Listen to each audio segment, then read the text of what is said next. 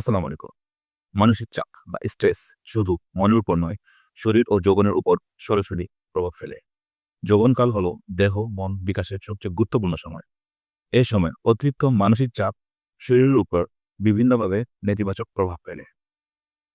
এক, হরমোনের ভারসাম্যের প্রভাব। মানসিক চাপ বাড়লে শরীরে কর্টিসল নামক হরমোন বেড়ে যায়।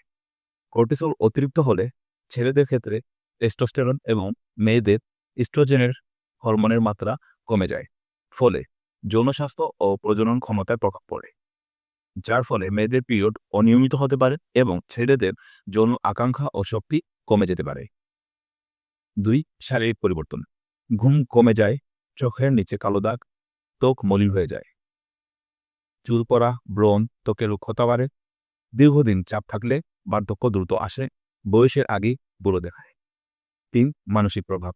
অতিরিক্ত চাপের কারণে মন মেজাজ খিটখিটে থাকে, আত্মবিশ্বাস কমে যায়। ডিপ্রেশন অর্থাৎ বিষণ্ণতা, অ্যাংজাইটি অর্থাৎ উদ্বেগ ও একাকিত্বের অনুভূতি দিন বা দিন বাড়তে থাকে, যার ফলে যৌবনের সময় সৃজনশীলতা এবং কর্মক্ষমতা দিন দিন কমতে থাকে। ৪, যৌন জীবনের প্রভাব। স্ট্রেসের কারণে শরীরে রক্ত সঞ্চালন ও হরমোনের ভারসাম্য নষ্ট হয়, ফলে যৌন ইচ্ছা কমে যায়। অনেক সময় যৌন সমস্যা যেমন ইরেকশনের সমস্যা, অকাল বীর্যপাত এবং যৌন অনাগ্রহতা দেখা দেয়। ৫, দীর্ঘমেয়াদী ঝুঁকি। দীর্ঘদিন মানসিক চাপ থাকলে উচ্চ রক্তচাপ, ডায়াবেটিস, হৃদরোগের ঝুঁকি বাড়ে। এগুলো আবার যৌবনের শক্তি, সুস্থতায় বড় বাধা হয়ে দাঁড়ায়। পরামর্শ অর্থাৎ কিভাবে এগুলো এড়ানো যায়। ১, নিয়মিত ব্যায়াম, মেডিটেশন ও নামাজ। ২, পর্যাপ্ত ঘুম অর্থাৎ দৈনিক ৬ থেকে ৮ ঘন্টা ঘুমাতে হবে। ৩, সুষম খাবার। ৪, অপ্রয়োজনীয় দুশ্চিন্তা এড়িয়ে চলা।